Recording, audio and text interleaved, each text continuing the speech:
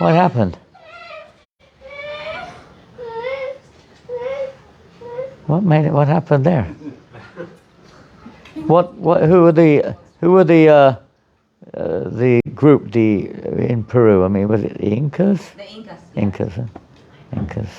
Then you had the Mayans. Mayans. Where were they? That was before. That's Mexico. Mexico and the Aztecs. Also. Mexico. Yeah. So mostly it was on the Mexican side, the Mayans and the Aztecs, huh? And then Incas, Peru, Colombia also. Colombia also. Well, the Incas had the whole empire that covered Colombia, Ecuador, Brazil, Chile, Bolivia. They were very big in South America.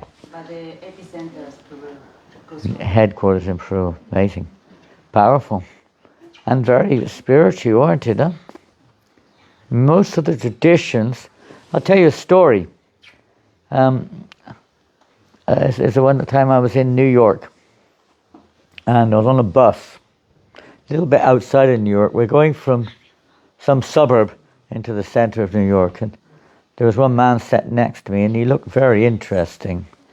He had like rings, colorful rings and bangles and things, dressed like a normal person, but he had all these things on. He definitely looked red Indian. There's some common denominator with red Indians and North and South Indian, similar they look. So I just started talking to him, asking him, about his life. And he said he was on his way to I guess you'd call it a reunion, in Long Island of the Dakota tribe. I think there's something to do with the Sioux. They're from Dakota. The Sioux tribe are from Dakota, more or less.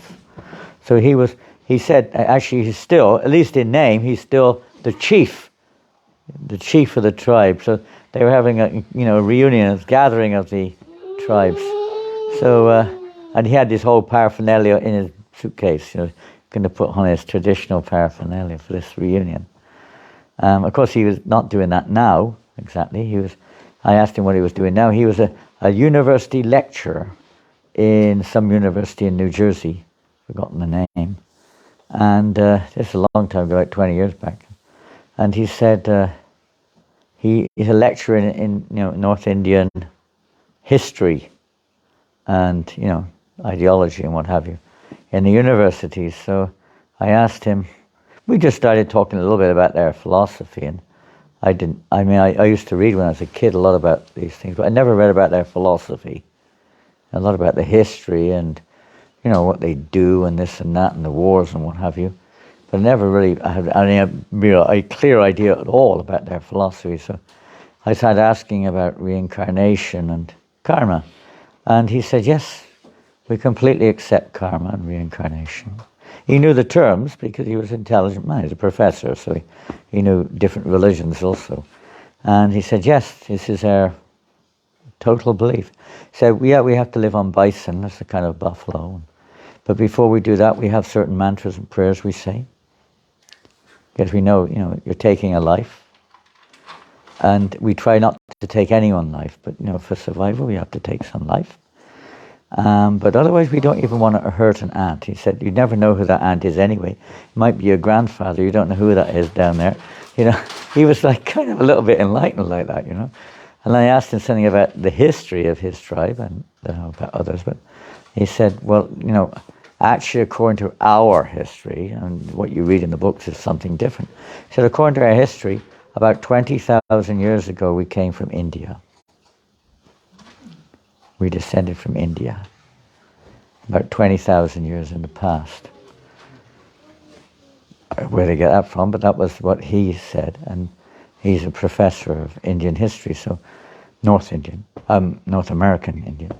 And then I don't know why, I mentioned something about they have something called a totem pole. Totem pole? Do you know who's on top of the totem pole? You know what a totem pole is? Tell us what a totem pole is. It's a large kind of pole. It's carved with figures in it. Yeah. It's kind of like a central pole with a bit of worship attached to it. It's like almost like a sanctified situation.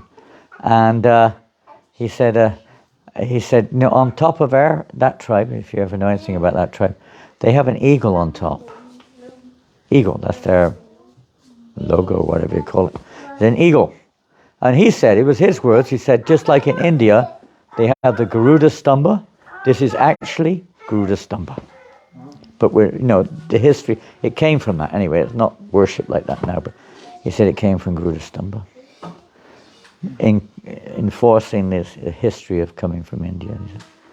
But it's amazing, interesting, to see the connections between cultures around the world. Like in Iran. You're from Iran, is that correct? Yes, that's right, yeah. What's your good name? Pantia. Pandia? Pantia. P-A-N-T-E-A. Pantia. Pantia. Pantia. Everyone knows, who knows, that is, what a close connection there is between Iran and India. Even now. There's a cultural connection, a personal connection, a historical connection. And many other connections probably, but most of these ancient cultures had a lot in common, much more than we think.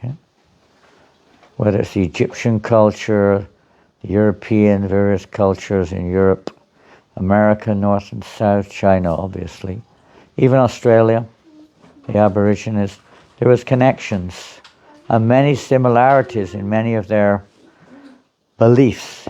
Maybe their lifestyle changed over decades, centuries, generations. Maybe different people have different behavior patterns, but their basic underlying connections were quite strong. I have a friend from Wales. We were someone from Wales yesterday, weren't we? Who was that? From Wales. I can't remember. So, Janak Raj. Anyway, not Janak Raj, another spiritual, we call brother. His name's Yadavendu. And his family are really traditional Welsh people. And there's the ancient language, which was spoken by the Druids. Have you heard of the Druids? The Druids. Now, that language is basically, they keep, according to him, his brother is looking after the library in Aberystwyth University Library. It's a city in Wales where they keep ancient documents of the ancient, history of Wales and the culture of that part of the world. The Druids were from Wales, southwest England, like that. And they were kind of like some kind of religious spiritual. If you ever heard of Stonehenge, you probably heard of the Druids. That was one of their worship places. So he's looking after the library. And now then, this is going back 20 years or so also, his brother is one of 4 people who knows that language. And he studies those. He's like the record keeper, And he's amazed because when the 2 brothers get together and they discuss the Druids' history, philosophy, and the philosophy of the Vedas, Bhagavad Gita, you'd be amazed at the numbers of similarities. Even the words and the communications, everything are so close to each other. They conclude clearly there was a connection, if not physically, at least metaphysically, between the Druids and Vedic culture. They're so close. Mantras, mystic powers, everything was involved. So we don't perhaps see that now. Our connection maybe on Facebook or WhatsApp or something nowadays, mechanical, But they had another way of communicating. They were much more in touch with nature and the subtle aspects of the world we live in, Much more in touch. With something which we only hear about and think is some mythology or some ghost or something. I don't know what we call something, imagination or something. But they hardly know about the subtle world, which is here. It's not spiritual, but it's a subtle plane. We use that subtle plane, perhaps to some extent, with our present communications, with the ethers and this and that, It's like you turn, where's your television, Rasika? Where's he gone? Where's the TV? Is that a TV? Okay. If you turn the TV on, I don't know, he's disappeared for some reason. But if you turn it on, you can probably watch the news somewhere in the other part of the world, so-called news. Some of you are from South America, so maybe you can turn the news on now and see what's going on in South America. They're not there, but if it's true, to some extent you can see what's going on there, and you can maybe even hear it. It's kind of quite mystical in one sense, isn't it? In one sense, We're sat here in this little tiny corner of New Plymouth somewhere. I don't know where we are. All I know is we're in New Plymouth. There's a beautiful countryside as far as we can see, anyway. And far away, I mean a long way away, in Peru or in Chile or somewhere, you watch the news, or in the Himalayas, Nepal, or in India. Are you on the Indian side? You're on the Indian side. You're on the Indian side? Inside, yeah. On the Indian side, yeah. Are you also where are you from? From Uttarakhand? no, Himachal Pradesh. Himachal Pradesh. Some of those beautiful places in the world up there. Those places are like another planet. Like being in the heavens. If you don't mind the sometimes cold winters. A very beautiful place. New Zealand also. Atmatattva. Have you heard of Atmatattva? The person or the... The person, yeah. Atmatattva. I mean, that means like knowledge of the self. Yeah, the person. Yeah, he did didn't he do a long form series of lectures about UFOs? Maybe. I don't know. I know he came to New Zealand a few times, a long time ago. You ever heard of him? No? What did he have an English name before that? No. No. No, he's born and bred Tamil Okay. from South Then no. India.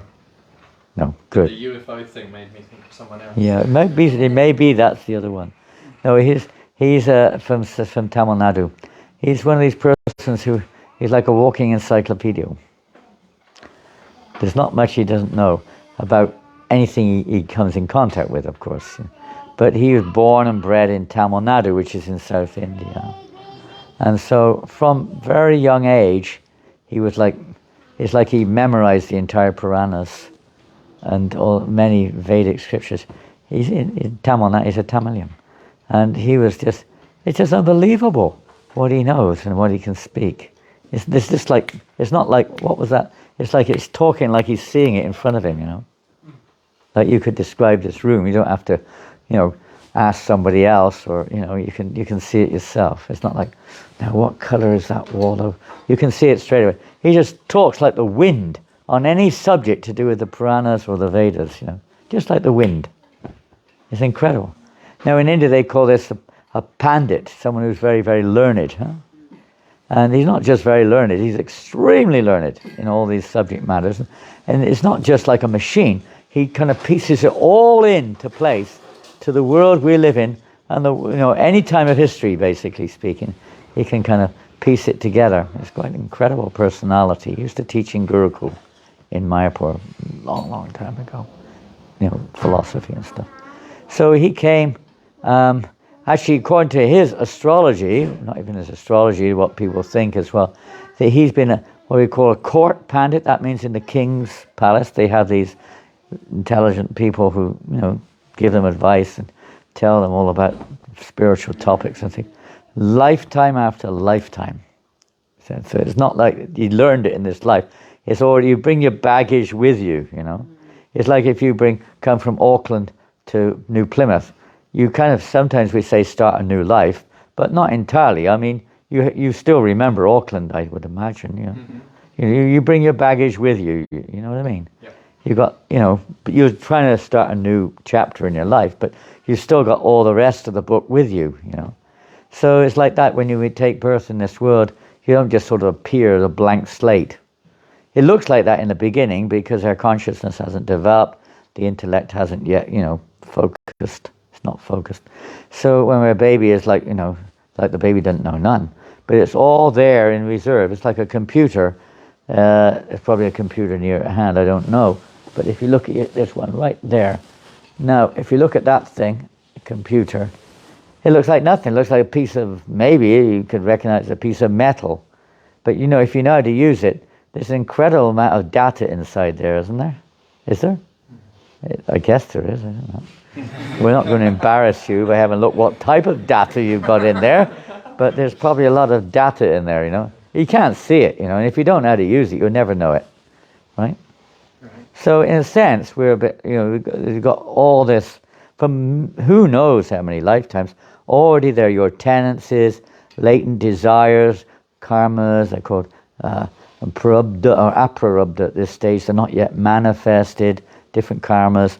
Karmas are not just reactions. They're also how we relate to things when we come in contact with it. We've all got this kind of program from previous lives. So one child and another will relate differently to different things because they've got different they're programmed, you could say like that. I mean, they're not machines, they're persons, but it's like that. You've got this kind of karmic program where you kind of see things in different ways like this, You could say it's, you're with appearance or, something like that, but you're not born in a family. Why are you born in India and I'm born in, or you're born in Barrow, in Furness? What's the reason? You're born in Auckland, or if you're born wherever you are. Why? Who's born in Fiji? Where are you born? Where are you from? I don't know. No. Oh, sorry. Where are you from? Christchurch. Huh? Christchurch. Christchurch. Well, that's beautiful. We just came from Christchurch yesterday. Christchurch, okay. Were you there during the earthquake? Yeah. Must have been a shake-up, right? Yeah. Whoosh. I couldn't stay where I was living. Huh? Couldn't stay where I was living. Couldn't stay there, no? Yeah, so Pretty, I moved to Auckland. Our temple was also destroyed during the earthquake there. I went there. I wasn't there in the earthquake. I went there a week after. So there were still many quakes and it went on for a month. I was there for 5 weeks. It didn't stop. Some days you thought it was going to be all over again. I remember sitting in a program like this, about 20 of us gathered. All of a sudden, the whole house is shaking like this, and jumping, bouncing up and down. Everyone was like, ah! You didn't know what was going to happen next. You had an earthquake last night. Oh, you had a powerful earthquake last night, I heard. That was fun. Wasn't that powerful? You had a bit of shake, huh?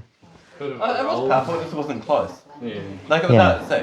But It was like south of Wellington. It was pretty shaky. Yeah, things were falling over in Wellington. A few things. Hari Bo, welcome. Jai Ho, nice to see you. Hare Krishna. Anyway, back to where we were. Where were we? Why are we born here or there?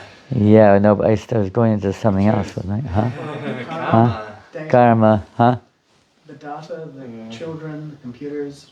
Yeah, oh yeah, we wanted something more philosophical rather than just history lesson.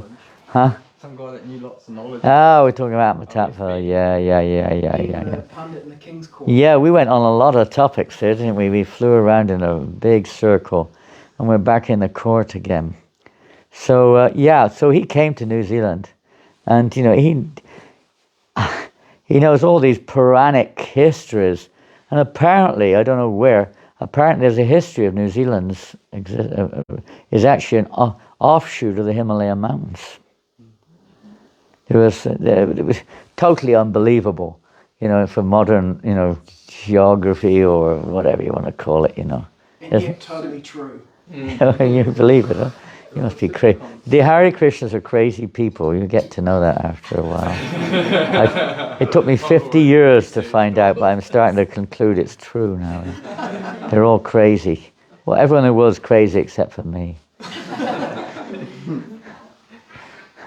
We kind of think like that sometimes, don't we? We think we're the only one who's right. Everyone else is wrong. It's amazing how much we see ourselves in the center of life, isn't it? I know, my philosophy is right. You're okay, but you haven't got it quite right, Listen to me. The more you agree with me, the more I like you, right? Or if you don't, if it makes me feel good, I don't mind either. But it's all in relation with me, how I feel about it. It's amazing how we see ourselves in the center sometimes. Yeah, he said, have you ever heard of Hanuman? Yes. You've heard of Hanuman? Who's Hanuman? Go and bring Hanuman from the room there. Is he a monkey? A monkey, huh? A monkey. He's a monkey, he is indeed. More than an ordinary monkey, though. Yeah. He's still alive, right? He's He's eternal servant of Lord Ramchandra. That's on a transcendental plane. But it's said that unseen to us, the whole universe has a different dynamic and a different dimension, a different what would you call it?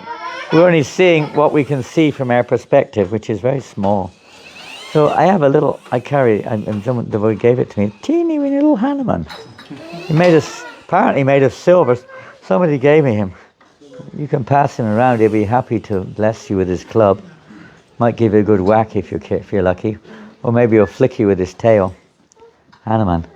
But apparently, not far from here, unseen to us, it's like on a different dimension. And there are different dimensions even in our earthly plane, which we can't perceive. But Hanuman's residence is not far from here, from New Zealand, geographically. Although you won't ever see it, even if you try, because it is unseen to many things we can't see, many things we can't hear, many things we can't smell, even ordinary things, what to speak of subtle. So this is Hanuman, and anyway, he's a very amazing personality. And I'll pass him around if you want to have a look at him. I'd like to have a quick look at Hanuman. Pass him on. Handle with care. There you go. He'll look after you if you look after him. Anyway, he knows all these things. And I don't know how we got onto that. I was just talking about New Zealand. The glories of New Zealand. Why you were born in New Zealand. Why you were born. Why? Chose to. Good karma. Karma, good karma. Chose to. Huh? Chose to. Chose to? Yeah. Yeah, so desire is one of the reasons. There's two factors, our desire and our karma. Two things. You may have done actually. You may have reached here from another reason too, from karmic reason, or combination of the both. But it's always karma as well. Why we're born in a particular family. Why? To learn our lessons. Pardon? To learn our lessons. To learn lessons, yeah, that's the positive side. Brothers and sisters.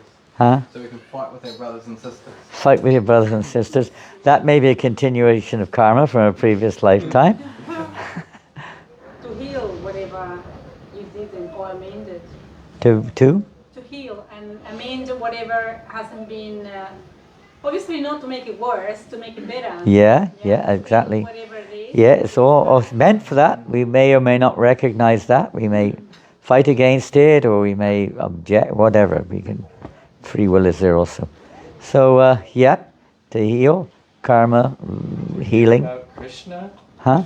Hear about Krishna. Well, from you, our parents. in most cases you don't. Did you? No, but my sons do. Your sons hear from you. Well, that's sweet. Yeah. What did you hear from your parents when you were kids? Jesus. Sita? Huh? Huh?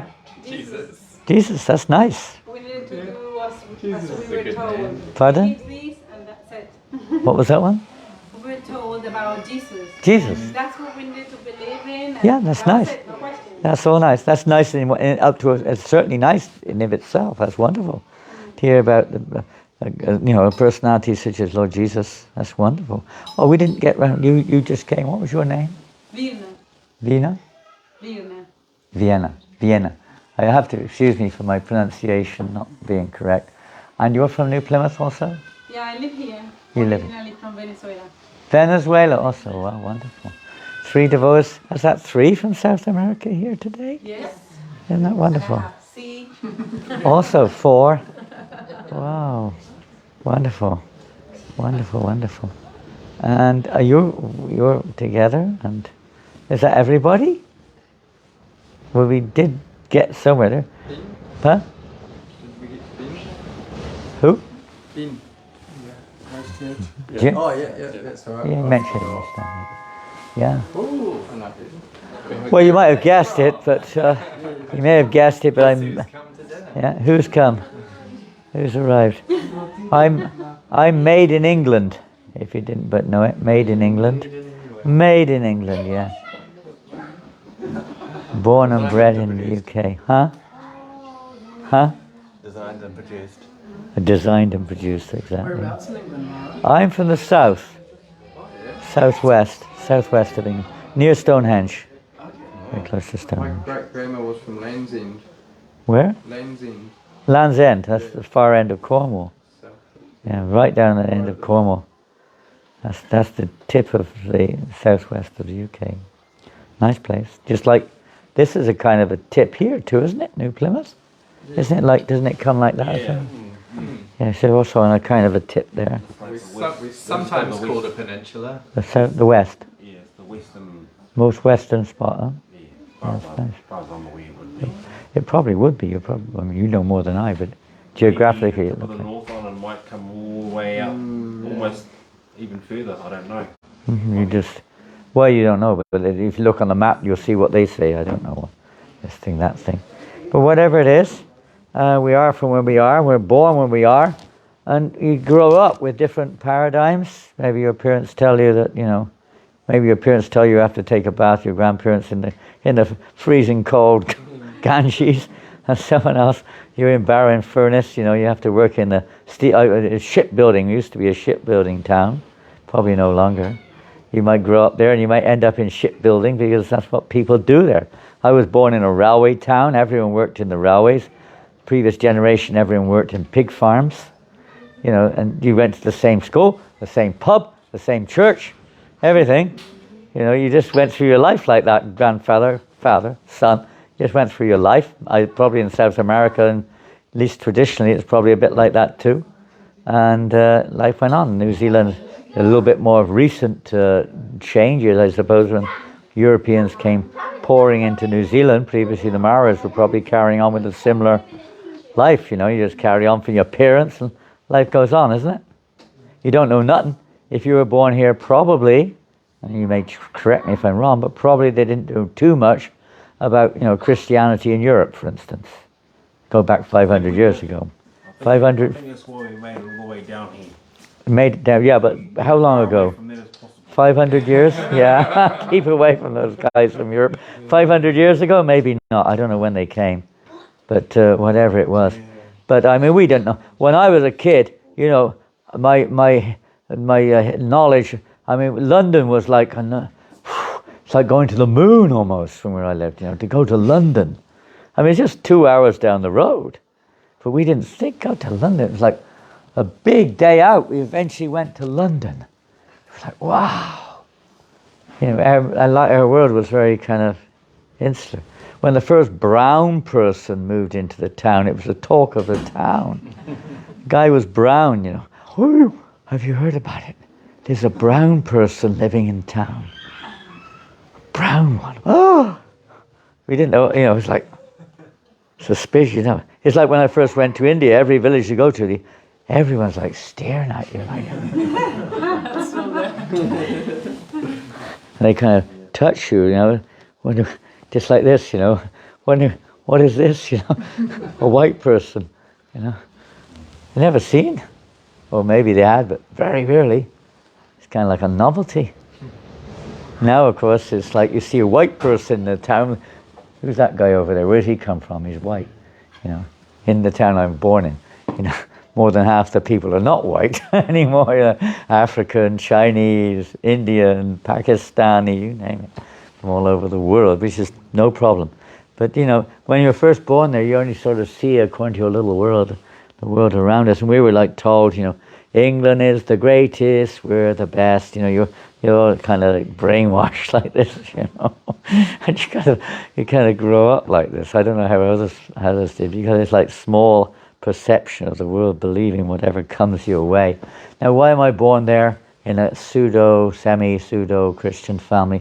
Someone is born in, say for instance, in Saudi Arabia in a Muslim family, and that's all they hear. Someone may be born in a Hindu family, and that's all they hear, or Buddhist family, or atheist family, or whatever it is. And you're kind of brought up like this, and you're supposed to be, this is the only path, and then every other path is off the wall. Correct. Yeah, that's how we felt, isn't it? I don't know what anyone else's experience is. Why? Is it fair? If you're not born in like this, you're sorry, you're finished. Survival? Well, that's another thing, of course, from, you could say, for the greater material nature. But why is the living entity or person, living entity is perhaps a little broad, but the person themselves, why is it that we're born in a particular, well, it was already mentioned a few times, wasn't it? Why we have this, because it's carrying on. These aparubdas, these tendencies, these desires, these interests, these whatever pursuits are already there. The soul in the previous lifetime has contacted or pursued a particular lifestyle. So but then there's karma also which comes in, and one will be born in a particular family accordingly, according to your desire and your karma. Like that. And you carry on. And what we're exposed to just brings out certain tendencies or desires in our life. It's not that that's the start of it. It triggers off something that's already there. Of course, we're always coming into new associations. That tends to modify, you could say, our perception of the world. This goes on like that. There's a great science which was previously, I suppose, we say previously, we don't mean the last few hundred years, since, Indologists and European philosophers, or whatever they call themselves, have more or less quashed ancient cultures, whether it's the Maori culture, the Inca culture, or the, whatever culture, especially the Indian one, because that was still quite prevalent in lifestyle as well as in teachings until the recent times. It's still there, but not so practically followed. But they practically quelled it, try to stop it, because it's juxtaposed or opposed to the modern philosophy of, creationism, evolution, all these philosophies which they have to justify a particular lifestyle, not knowing or not willing to know what the real or deeper purposes of life are. If we ask anyone, well, what's your goal of life? You may answer differently, but what, maybe you wouldn't, I don't know. What's your goal of life? Yeah, okay, T. To have a loving relationship with my grandchildren, like to see and be proud of what's reflected back. Nice one. It's a nice mood. I suppose to also, walk lightly on the land and try to have as little impact on the land around me. Mm-hmm. So that my grandchildren, non-exploitative, try to work in harmony with nature. Try to, so it's best, and then allow the grandchildren to inherit a space that's... Yeah. Very sweet. Deal? To be consciously aware, to expand my knowledge of awareness and consciousness and spirituality, and to be able to give that to others. Nice. To prompt that in others, and to question things, to look deeper into life and what it is. Very nice. Tom? Read Srimad Bhagavatam. Oh, I can see we've got one of those cultists here, one of those fanatic cultists here, I think.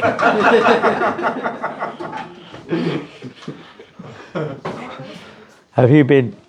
Has he been brainwashing you, this guy here? Jamming. Huh? We've been jamming. Been jamming together, eh? Okay, well, that's... I'm still on the first canto. believe it or not, that includes pretty much everything else everyone else will probably say as well, by the way. It's an amazing thing, Let's carry on. I hope this is not another fanatic over there.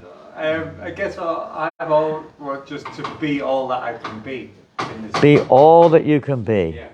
Well, that's an interesting statement. To be all you can be. To be what you are. And to find out what you are, perhaps you have to add that to it. To be all I can be would also include to know who I am, doesn't it? And I'm sorry, I can't remember everyone's names, but Theone? Vienna. I'll try to remember Vienna in Australia. That might help me. Something near there, okay. I'm into, getting to know the self, consciousness, and if I can put a little seed into others, that's great, and they can walk by themselves, Expanding your consciousness or understanding yourself? Yes, and planting the seed on others. Planting the seed. Try to awaken that little spark in their hearts. Huh? And who else have we got? Yeah, I can't remember everyone's names. I guess to be happy, to learn new things, and to provide for my family. Nice one. Yeah, to be happy and to provide for your family and to have a little bit more awareness what's going on, knowledge, some type of knowledge. Okay, that's great. What else? Somebody disappeared, didn't they? Somebody's gone. They were getting afraid. Okay.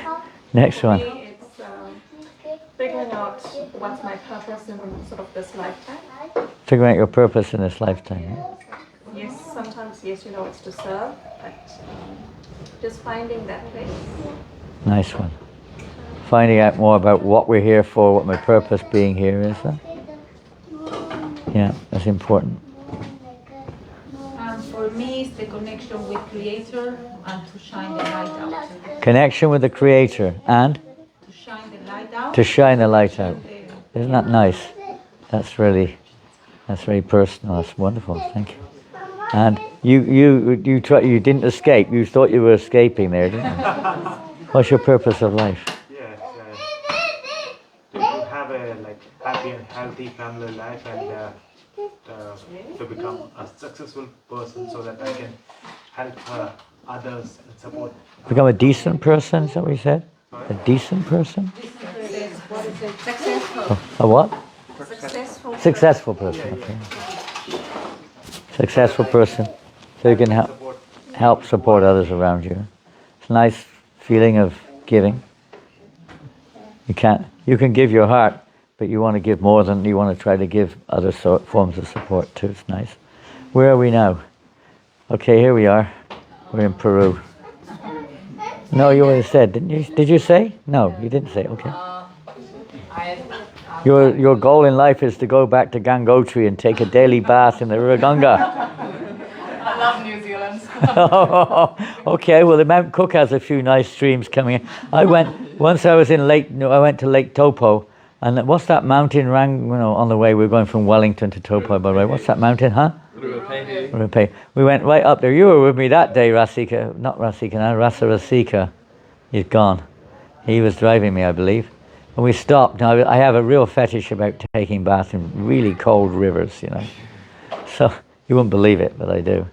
And so we went up to this river there, and it was we went up as high as we could, by whatever method. We had a little walk up from the last end of the road, and there was a very fast-flowing river coming down from the mountain, and it was quite high up, I guess.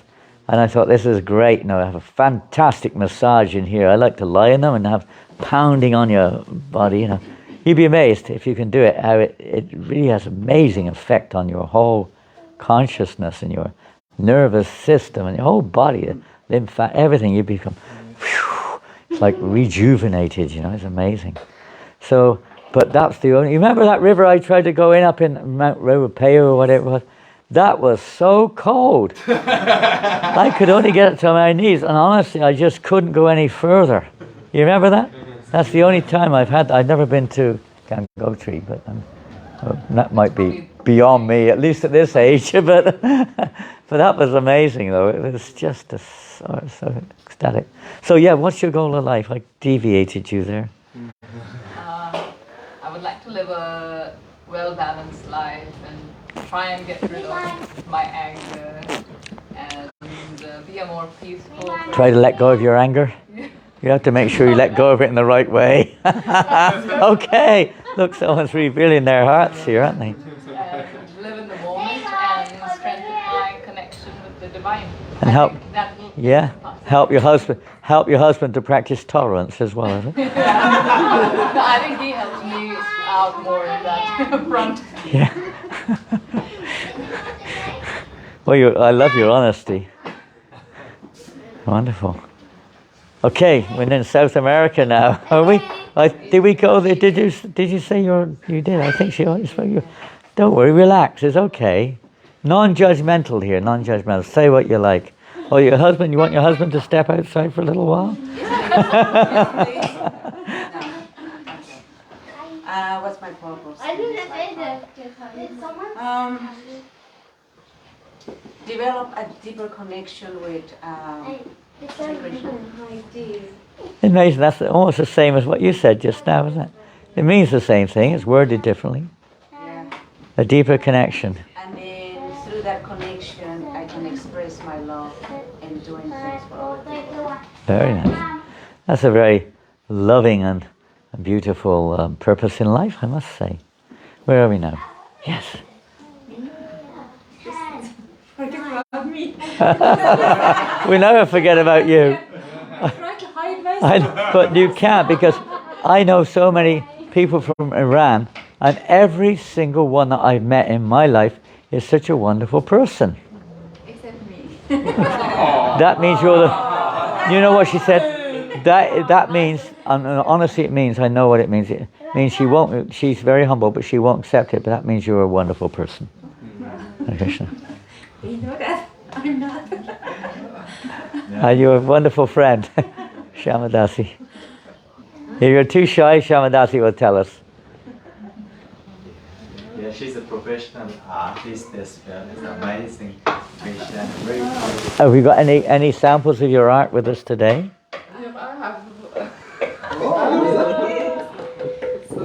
Oh my goodness, what amazing painting. Painting, drawing? No, it's drawing. Drawing. Fantastic. Charcoal, my God. Are you, I mean, is this just local or is she famous elsewhere?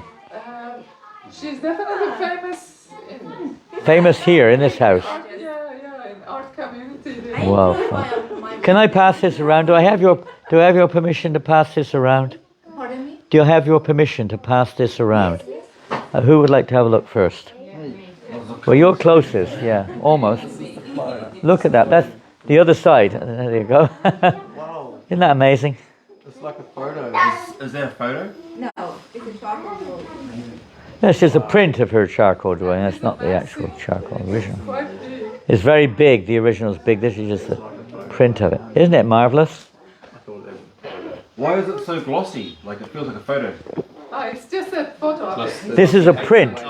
It's a print of the original one. Yeah, the original is quite huge. Is this a queer, an old person from your country? No, from Turkey. It's a lady from Turkey. From Turkey. Marvelous. See what talent you have. Marvelous talent. Who's this trespasser? Who's this trespasser here? What are you doing here? You got afraid of the earthquake and you ran for your life? You come for some kind of street protest or something by your scarf, it looks like. Bob, Rishikesh. What a surprise, I must say. That is amazing, isn't it? What talent. Now, I'm going to take up on that in a minute. Where are we now with purpose of life? We didn't get it. Shamadasi, we still haven't heard the purpose of life here from your dear friend. Find peace in me, that's it. Huh? I just find peace. Find peace. Fantastic. Isn't that? Inner peace. Inner peace, outer peace, all peace. Put the pieces together. Unfortunately, we're taking the pieces apart much in our life today, you know. We're tearing nature apart, we're tearing each other apart. Apparently we're tearing the pieces apart. We're tearing our own body apart sometimes. So stop taking the piece. Put the pieces together and you'll have peace. Okay, now we're getting to the big guns. The big guns. Oh yeah, well, if you want, you can share.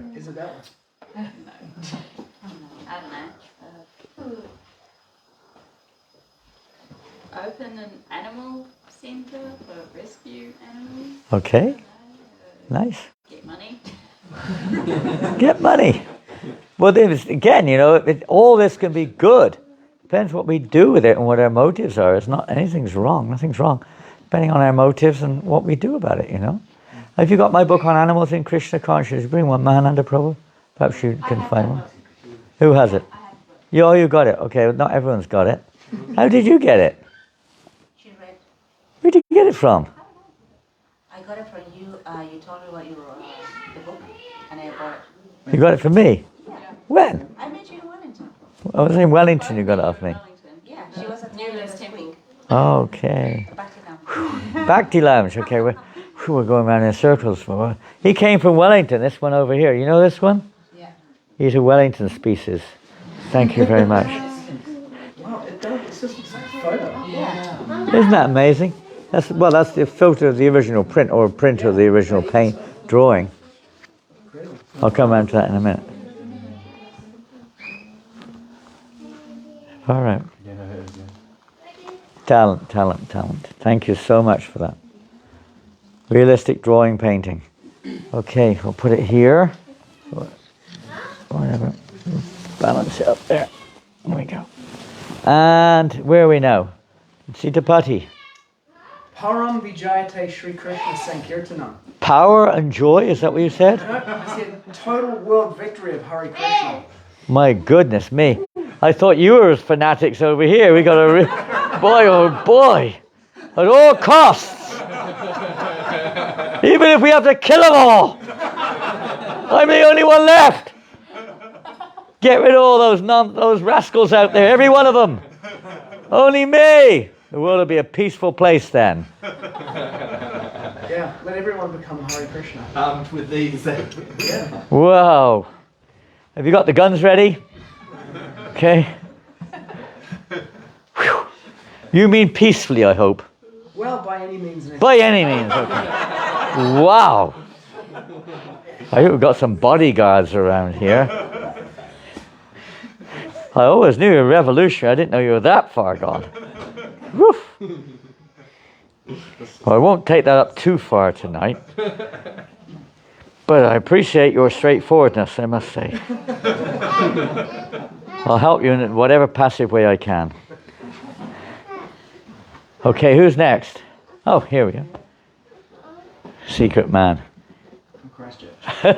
Christchurch people are very very unique. I always find they've got amazing characters. You mean standoffish? Huh? You mean standoffish? Not necessarily. There's much variety down there, I tell you. But that's because they're standoffish. Huh? It's easier to have differentiation if you're standoffish. It is. It definitely is. It gives you space to be yourself. Right. And so, yeah, I don't actually believe in goals. I think that goals like limit you and push you in a specific direction, and that we're constantly evolving. And but for me, it's like it's important to find inner peace and presence. Well, that's what we're looking at. And yeah, it's not really a goal so much as kind of like a way of being, and a feeling that you know that you feel better if you. Yeah, you feel you want that?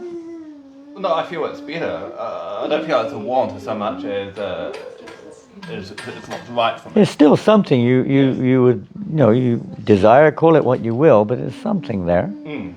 You're aspiring for something, or you would like to have something, or you better have something. Yeah. Something's there.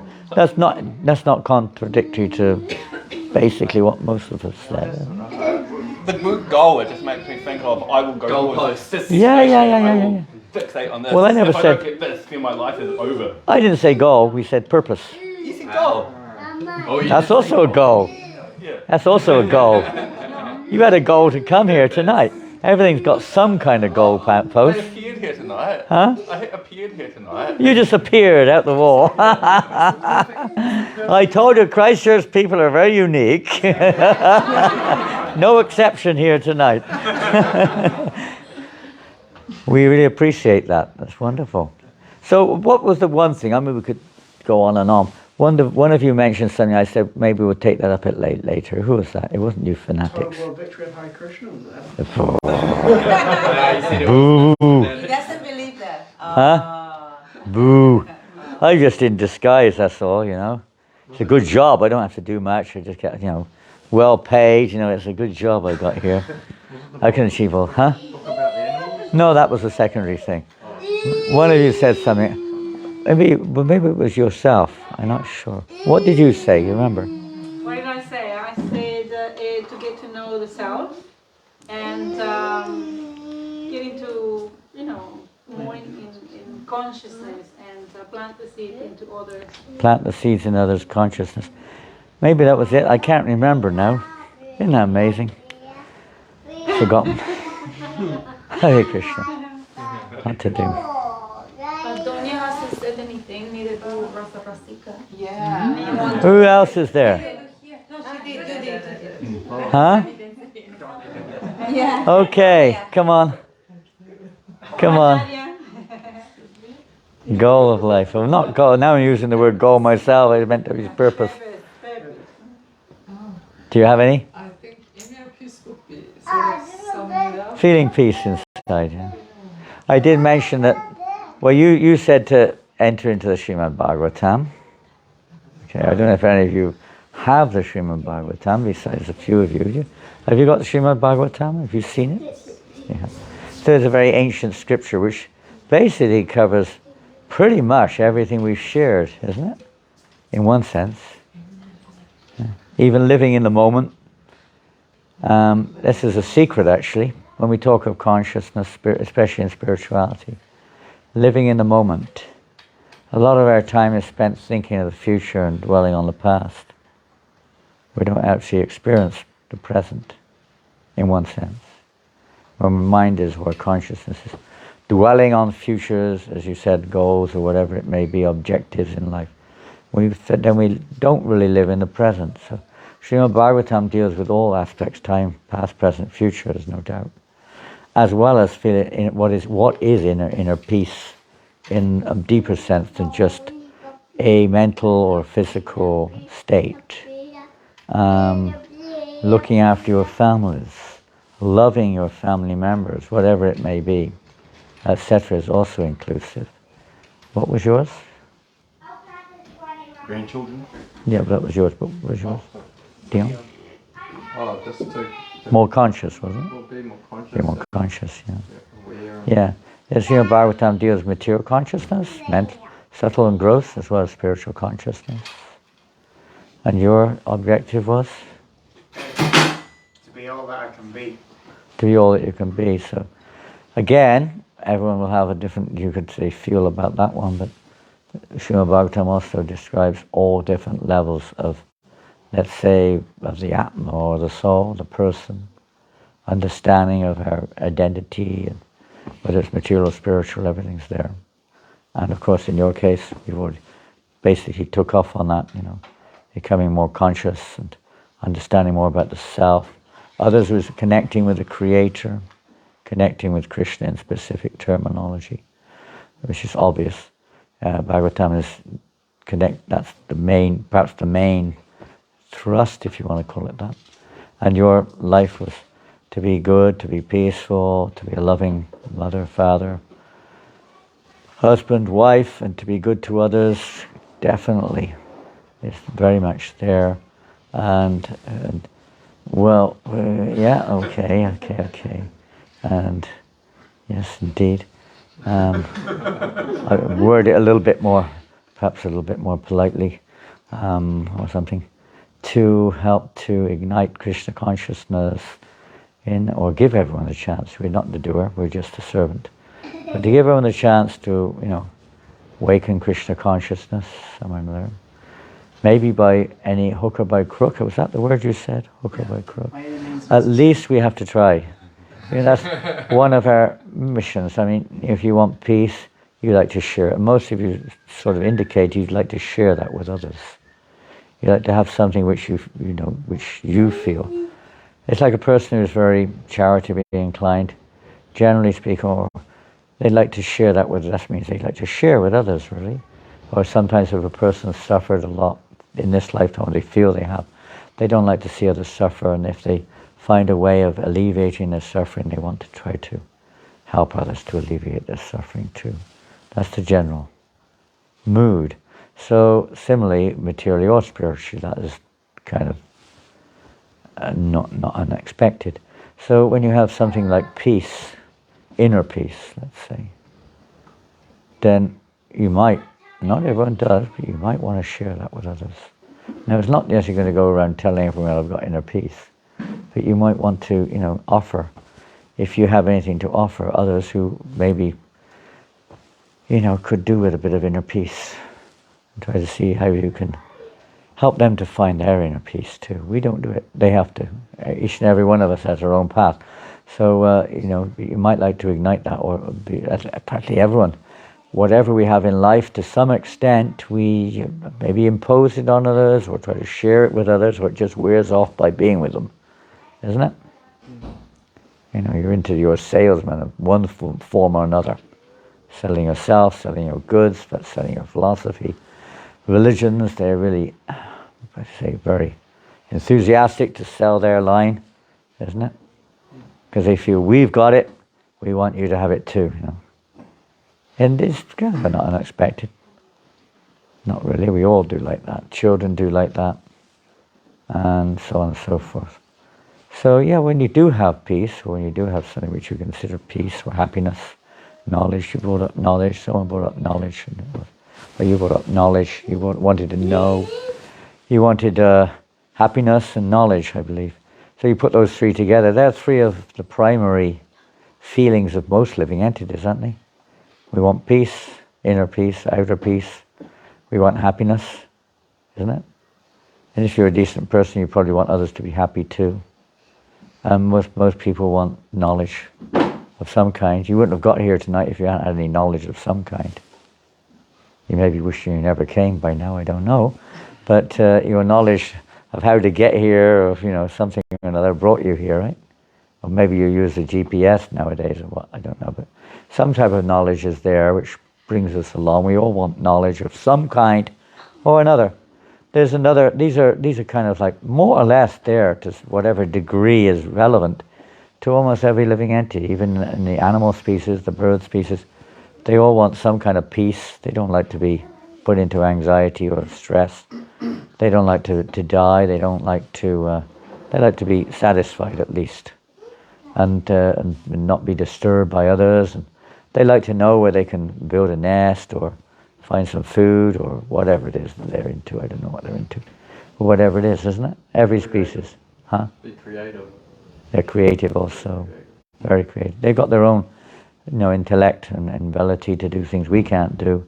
Every species does. Birds, beasts, animals, insects. They've all got special talents in various ways. Human life has got kind of a bit more of a broader in sense of variety there, but the same principle is there. They eat, they sleep, they mate, they defend, more or less.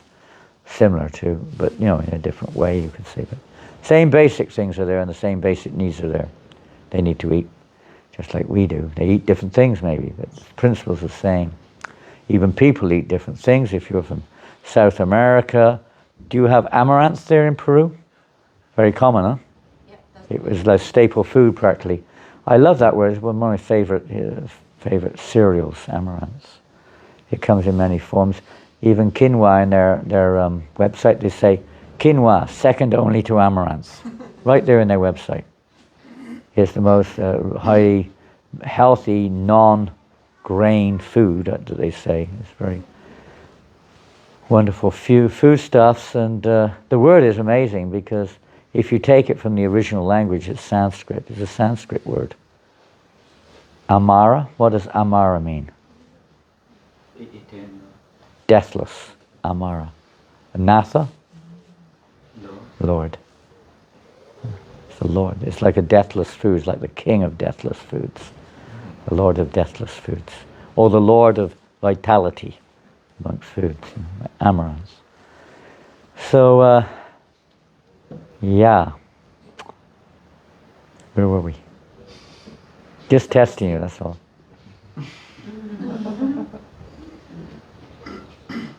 Talking about food, I think. I think. That's what I heard.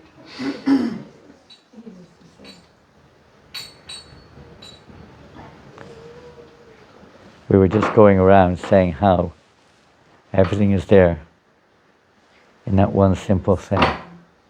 Because it's known. Nowadays, you know, maybe we're a little out of touch with what was normal before. Previous generations, races, call it what you like. It was more common to be in touch with ourselves. There's one more thing which most living entities aspire for. Everyone's looking for peace, even non-human species, or happiness, whatever that is, knowledge, etc. One more thing. Liberation? Liberation, definitely.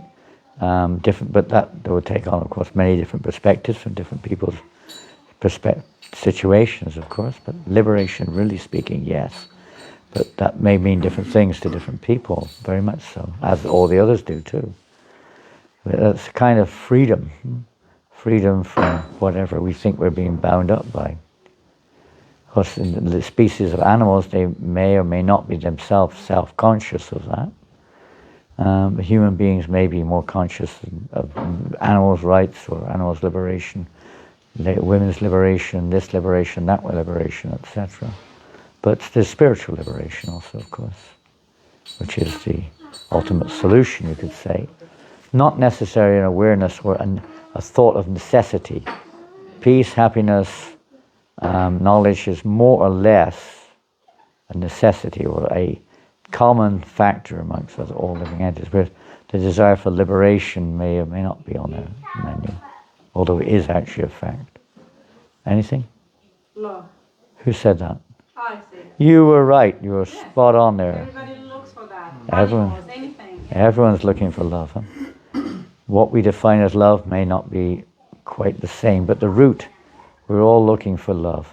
Yeah. We want to be appreciated. We want to be something. Sometimes it comes down to we merely want attention, we want to be respected, whatever it is on different levels. But in the heart of hearts, we're all looking for a loving relationship. Isn't it? Why you get married, we have children, we have friends, we have so many things. We're looking for love. So that's the other thing. Even maybe you don't say, well, not this species, but there's still this union there, this relationship there, all species of life practically, to some degree. There's some kind of relationship there. The feeling of belonging. Feeling of belonging, being accepted, being appreciated, giving appreciation to others. It's kind of quite natural. So where we go from there is that you could look at it in many different ways, and I suppose all thoughtful people in the world delve into this, and to some extent there's some compatibility or similarity in so many ways. And the closer you get to the root of this, the closer you get to seeing the harmony, the unity between all of us. We are certainly very diverse in terms of our looks and our dresses and maybe our thoughts even, and what we do, our habits, some are our abilities, which is fine. Diversity, what they say, variety is the spice of life, is very wonderful. But it can also go the other way sometimes, that causes a lack of peace, a lack of love, a lack of happiness, isn't it? When the diversity causes disharmony, isn't it? You have that in your own life. When sometimes something happens against one's wishes, if you want to call it that, it can create disturbance in our own hearts, isn't it? You lose a loved one, you lose, whatever it is, something or another, you're let down, something, and you become very disturbed, very disheartened, depressed, whatever it can be sometimes. Or even an earthquake, I met somebody who, what's the big event that took place recently? Not in New Zealand. Turkey. Huh? Turkish, yeah. I'm not in touch with that one. Something else occurred recently. Oh, the Ukraine war. I've met many Ukrainians, and many of them are just freaked out. They're traumatized, totally traumatized. It's like they can't get it around them. Their family have been blown up, and their houses are destroyed, and they're out of their country, and they're just like traumatized, They never expected all of that, They weren't working towards it. There's another, obviously, a karmic and philosophical thing behind it. But as far as their whole situation is concerned, they're shaken up, very shaken up. They may be really peaceful, in one sense.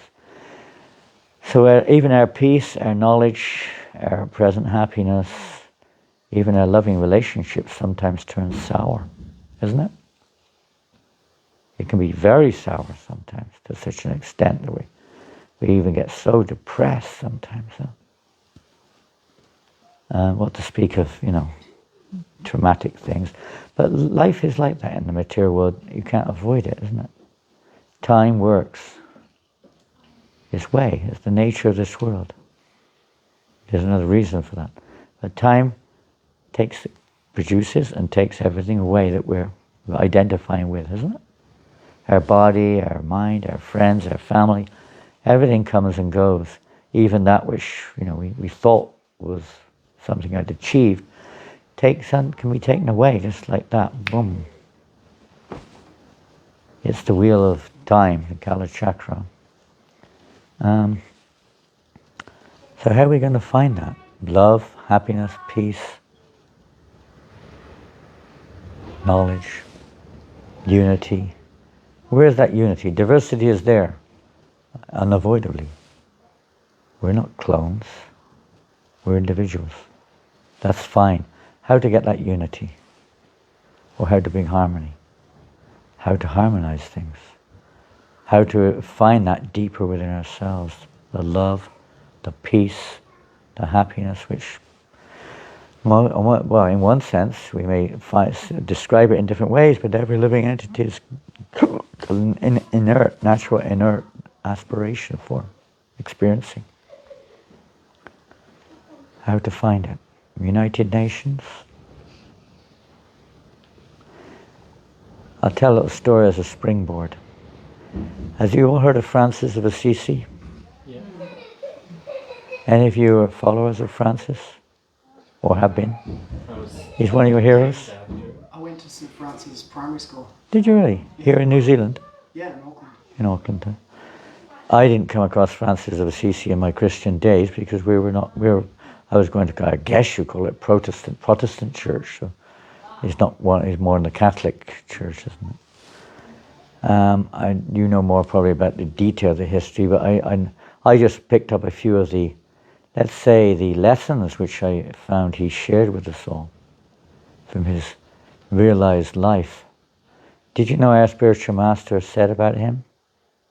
One devotee told to Prabhupada, he's our spiritual teacher, and one devotee told Prabhupada a little bit about Francis of Assisi. You know what he said? He said, he is a self-realized soul. He's from a Christian, so-called world. Prabhupada said he's a self-realized soul. Fully realized the self, the relationship with the Creator and the material world. Fully self-realized. Just by hearing about some of his life, Prabhupada could immediately detect. He may have known already, but clearly a self-realized soul. What the followers do or did or didn't do, I don't know. But he himself, like many of the preceptors of great, let's say, even religions, were either self-realized souls or directly coming from the spiritual realm. So anyway, one time, a nice wind blowing out there. Krishna says of purifiers, I am the wind. Very purifying. Francis of Assisi. So one time, and the details won't be correct. I read this book on Francis of Assisi maybe 30 years ago, so the details, but the principle will be there. So one time he was walking with one of his brethren in Italy, as Assisi is, as you know, in the mountains of Italy. And they were walking in the winter, it was very cold. In fact, in the mountains they get snow even in Italy. And it was a really cold night, and they were there, from the material point of view, pretty austere people. They just have one frock, like a gown, and simple sandals. And it's really cold. And they're walking, they're on their way, they're going to pilgrimage, they're on their way, maybe spreading the gospel, whatever you call it. And they were going to stay that night, and the plan was they would stay in a monastery or something in the night, I don't know, somewhere. So they got to this monastery, and it was very late at night, maybe 7 o'clock at night or something like that. Nowadays that's not very late, but when the sun goes down and this kind of evenings come in, they knocked on the door, no answer. It was getting colder and colder, they sat outside. And they knock again, and this time the caretaker comes to the door. He said, go away, will you? It's too late at night. And so he knocked again, the brethren knocked again, maybe an hour or whatever later, and knocked the caretaker came to the door and said, who are you guys? And the brethren said, This is Francis of Assisi. He said, I don't believe you guys. Get out of here. And he hit them with a stick, Get out, go away. And the brethren fell over. They fell backwards. And it was basically into the slushy, muddy snow, whatever it was. They're lying there. All the way on the journey, the brethren had been asking Francis, where do we find true happiness and peace? And is it this way, that way? If everyone becomes a Christian, no. Francis was basically saying that's not the answer. And then eventually, when they got bashed into this way, Francis is smiling and said, this is where you find inner peace. It doesn't mean you have to go into the Gangotri and stay underneath the water torturing your body and mind. No, that's not the meaning. It's something deep inside. It's not an external thing. It's not an external adjustment. It's an internal state of consciousness, of awareness of ourself, an awareness of the spiritual nature of everything. Then you have natural harmony because everything is of the same quality. Quantitatively different, but qualitatively of the same quality. Whether you're in the body of a tree or even the material nature is also spiritually by nature. Everything's spiritual by nature. Different variety of spirit, but everything's spiritual by nature. The more we understand the spiritual nature of everything, all duality becomes harmonized. You may still live in this world and you may have to deal with duality. But internally, there's a beautiful verse in the Bhagavad Gita, some of you know it. Evidya vanaya sampane brahmani gavihashte. Can finish the verse? You want to change the world? Change the world! Finish the verse. Pandits over here. Well, bandits and bandits, two of them. One and the same, these two guys.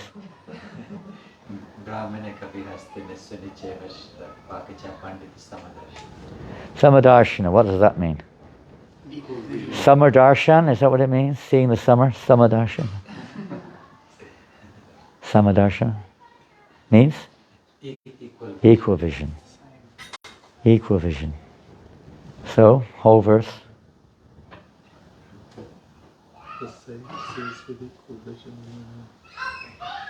You're on the right path, sir.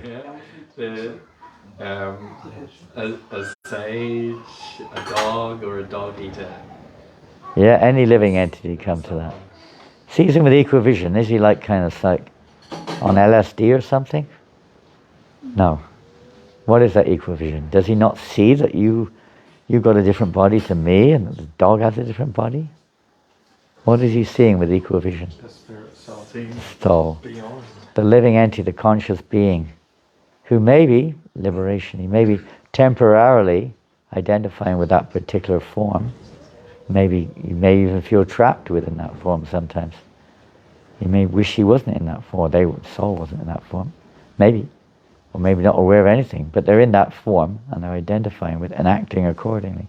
But a self-realized soul, or sage, sees with equal vision. He sees the conscious living being within. It's not like a human person and an animal person.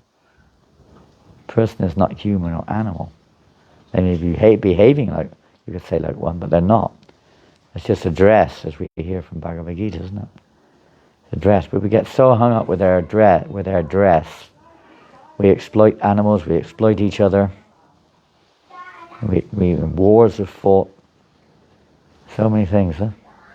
We do things we don't need to do, just looking for some relief, some happiness, isn't it? We would take drugs and drink and crimes and so many things, trying to find happiness, trying to find some sort of satisfaction. Each of us is different. We get satisfaction from different things. I could have avoided it, but I was watching the guy next to us on the plane. I was watching a movie of African animals in the jungles, and animals ripping each other apart. Ripping each other apart. And that's the nature of, you could say, being encased in an animal body. But for them, this is great pleasure. They're ripping another animal apart. They're getting a feast or whatever you want to call it.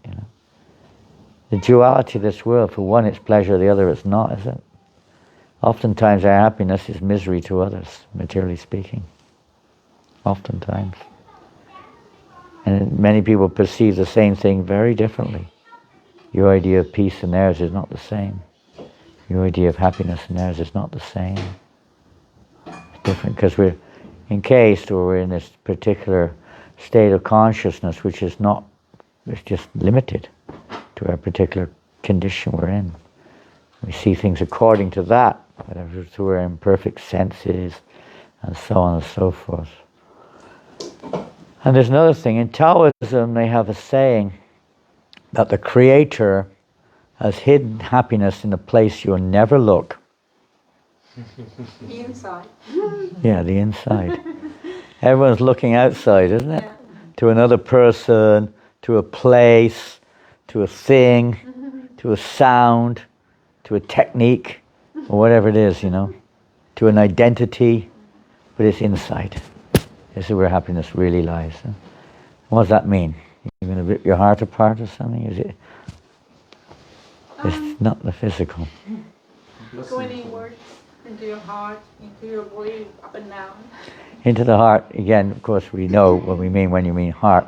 We're going into our inner consciousness deeper and deeper, not just the physical, obviously. You won't find it there. That's for sure. But that's how it starts. Huh? You start somewhere. You what? You start somewhere. You start somewhere. Oh yeah, every journey starts somewhere if you want a journey. Or if you want to achieve something, you start where you are. It's like a map book, isn't it? Say we all want to come to New Plymouth, and you happen to be in Wellington, and I happen to be in Hamilton, and someone else is in. Where else could they be in New Zealand? Yeah, but it might be the same road. It's not a very good example because, well, New Plymouth's like at the point there's only like 2 roads coming in, you end up on this, which is okay. Okay, let's give that. Say someone's in Hamilton, someone's in Tauranga, someone's in Gisborne, someone's in Palmerston North, someone's in Masterton, someone's in. See, I know my geography, don't I? So I'm not even from here. Wellington. So where else can we be? Someone else is in, somewhere else, huh? Whangarei. Someone else is in Christchurch. Someone's in Nelson. Someone's in Napier. All over the place. We Taupo, going all over the country. Whanganui. So many places. Whangamata. We're all over the country. But we all want to go to New Plymouth. Right? So say you're in, what's the nearest town? Hawera. Hawera. Say you're in Hawera. Is that how you pronounce it? Hawera? Hawera. Hawera. Hawera. So say you're there. So how do you get here? From State Highway 3 and then State Highway 3A. And how long? How long do you have to drive? 3 hours and 10 minutes from Howard down. From Hawera? That's a long time. Was it 1 hour? Oh God, I'm not gonna listen to you again if I want to know where to go. My God. Well, that's walking, is it? Walking? Bicycle or something. That'd be palmy. Jeez. So, okay. Now, you're going to preach to everyone how to get to Palmerston North. That's all you know, right? Because you're in Hawera. And now, I'm in Hamilton. You're trying to ram it down my throat. You turn right out the door, and you just go up to the traffic lights and turn left and drive for an hour and 10 minutes, and you'll be in New Plymouth. That won't work for me, will it? If I'm in Hamilton, probably not. You've got to a little bit know where we're at as well as where we're, whatever your thoughts are in that regard. Where we are now. How to get to where we want to go. Huh? Follow the signs. Follow the signs, yeah, well that's true. Yeah. That's true, but you also have to know what the signs are. Well, yes, it's someone that knows. Okay, that's even better. Someone who knows, very good. Google, Google Guru, we call it. Google Guru. The Google Guru. The Google Guru. Yeah, you make some effort to find out at least, to make. Maybe, if you see a sign, you're coming from Hamilton, you see a sign, Auckland, 10 kilometers, maybe it'll start questioning, you're maybe on the wrong direction here. Would you follow your gut feeling? Well, your gut feeling sometimes may help too, but it may not always help. It's certainly part of it. If some people have got intuition, there's no doubt in that regards, but generally speaking, we try to find out where we are, and how to get whatever we want, how to reach that, generally speaking. We need some kind of guidance within. So if we want to find out more about our, let's say, the inner consciousness, the real happiness, or something which isn't affected by the changing world around us. You know, it's amazing how we don't realize it sometimes. I was talking to a devotee recently, and they're kind of like in a kind of a critical state health-wise. It's something you don't, when you face it, you don't kind of realize it until you face it, you know. How much we're taking things for granted, how much we think we're okay, how much we, you know. And they were just, but of course, that's another experience in life, of course, but it's just amazing when you're actually faced with it. So, how to get there, how to find that. Something which isn't controlled or affected by, dependent upon what's going on around us. Or even our own relation, even what's going on in your mind. The mind's another world, isn't in there? Changing all the time, practically. It's like the wind. Something beyond that. Come on, we have some devout fanatics around here. No, it's the chanting of the Hare Krishna Mahamantra. Oh, God. Oh, he makes everything so simplistic, as if it's so simple, doesn't he? Yes. It is. I heard that before somewhere on the street. I don't know where it was. Somebody told me, chant Hare Krishna, you'll get everything, you know. You'll be happy. I see these people chant Hare Krishna, they're not happy. Right, see, he agrees with me. Happy now when I crack a joke. Maybe they didn't chant it properly. Okay, well, we're getting very, very serious here now, aren't we? Is it being in touch with the spirit? Oh, that's a nice one. Well, that's the same as what you said, that connecting with the Creator. You said connecting with Krishna. So in one sense, it's the same thing. Connect. If you want to be, let's real. Okay, we're going to be super simplistic here. You're hungry. What are you going to do about it? You probably are hungry too. It's getting late. What are you going to do about it? Find food. Find food. You're going to associate with food, right? And you're going to try to really enter into it. It's not enough even just to associate with it, is it? Okay, it's nice. You look at it, you sniff it, touch it maybe. Is it going to satisfy the old bee? One way to find out. Oh yeah, you're right there. I like that one. Yeah, you go right in there, right? Right into it, and you hope that it's going to be what you want, so to speak, or expect it to be. You have to taste it. They say the taste of the, what is it? The taste of the pudding is in the eating. In the tasting. Yeah, in the eating or tasting. George Harrison wrote that in one of our books, actually. He wrote a foreword to one of our books, and that's what he wrote. Taste of the pudding is in the eating or the tasting. Taste of the pudding is in the eating. You've got to eat it. You can only hear about it. Sounds great, I want it, but you've got to eat it too. Right? Same with chanting Hare Krishna. Sounds great. Sounds good. It's nice. I enjoy it to a certain extent, but we've got to enter right into it. If you really want to find that, there are other paths too. We're not saying that's the all, but that's the path. One path which is very highly available, easy, and uniting, even in air level, isn't it? In many ways. Now, others may not see it like that. They may still be insistent, you're a cult, you're this, you're that, you're mad, whatever they say, which they do. You're under arrest, you're disturbing the peace, and so on and so forth. But the devotee doesn't see it like that, do they? One who's chanting. You hopefully you don't get angry and start, fighting back. I've seen that. Devotees do that in the neophyte stage, beginning stage. But how do you feel? You feel upset? Feel like you've got something you want to give them back. Fantastic. Yeah, you want to... I kind of almost I have no animosity whatsoever. No animosity. No animosity, a feeling of wanting to, just give something. Share. It's not a question of ramming it down their throat. It's not a religion. It's not a dogma. It's not even a process in one sense. It's a state of consciousness which develops, which awakens as we become purified, I guess you could say. The consciousness becomes purified. This is something no one mentioned directly, isn't it? But it's purification. Now that comes, let's take another example. Now, if we want to get warm, you're cold, what do you do? Rock your body. That's one way to do it. That's hard work. Especially if your hands are frozen. Take a walk's a good one. Thinking warm thoughts. Huh? Thinking warm thoughts.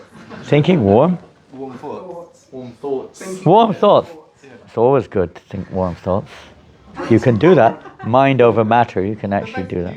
But in general, let's get a little bit more. We're getting you're getting far too high for me. I'm not that. I'm too simple. Turn on the heater. Turn on the heater might be one good thing to do. That's what they did for me earlier on. I was having, Shelter. Seek shelter, yeah. It depends on the nature of the situation. But generally, something or another which either creates heat or which gives heat, right? Well, it's the same thing in one sense. You know, I mean, you could give a very simple example. You just get in front of the fire or whatever that is. You know, heats it up. You associate with heat, whatever causes it. Something that causes the awakening of heat, whether it's subtle, gross, or physical, or just associating with something which is hot, but to somehow associate. You're all very clever down in New Plymouth. I can't keep up with you all down here. Boy, they're a clever bunch down here, you know. They're really smart Alex down here. Whew. Well, a simplistic example, you know, if you associate with the sun, you're going to become like, or with fire, you become like fire. If you associate close enough. You actually do, you become like fire if you get too close. Just by association, though. So association, whatever it is in life, it does affect our consciousness. So you associate with those who have something, the more chance you'll get it too. Or it can be awoken. It's already in us, but it can be awoken. So it's like you become warm in the association of heat. So in the association of those who've got that level of consciousness, it can awaken it within us, you see. So that's very important in our lives too, to search out that or to take advantage of that opportunity to associate. So the chanting of Hare Krishna is a mantra, of course it's known as a mantra. It's a very special mantra. What do the Vedas say about the chanting of Hare Krishna? Panditjis? There's no other way. That's the broad thing in terms of the overall, let's say, in this age which we're in, the age called Kali, in this particular age, the overwhelming statements are in the Vedic literatures, and not only the Vedic literatures, and although it's not perhaps emphasized, but you even read in the Psalms, in the Bible, in the Psalms, David in particular, other places, I think in, what's the other one called? I've forgotten, Corinthians or something. I can't remember, where there's also emphasis placed on chanting the names of the Supreme. Even of course in Islam, it's, although it may not be recognized for what it is, it's very much a part of their practices to hallow the names of God, or whatever you call it. And pretty much in every walk of spirituality is a recommended method, especially in this day and age where we're not so intellectually astute and we don't live very long, and we forget very easily, etc. We're not very austere. Most of us can't sit still like me for more than about a split second. I'm rocking constantly on this chair here. Is it another earthquake going on here? I've been rocking ever since this moment, since I sat down on this chair. I used to like rock music, maybe that's why. But it's not. So it's very effective. The effective means in this age to chant the sound vibration. Why? Sometimes people will say, when I first heard of the Hare Krishna movement, as we call it, I'd already come across many of the things which we are familiar with, but not under the title Hare Krishna movement.